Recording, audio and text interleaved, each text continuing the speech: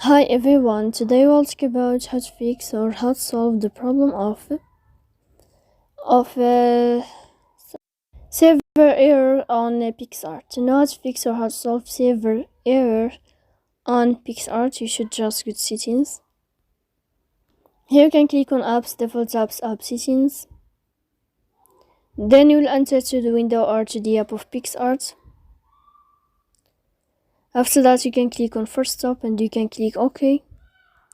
Here we'll enter to the window of storage. Then you can click clear cache. Don't click clear data because that can cause you errors or can delete your account.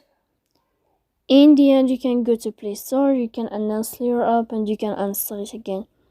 So please don't forget to support us by like and subscribe. See you next time in another video, and thank you for your attention and your watching.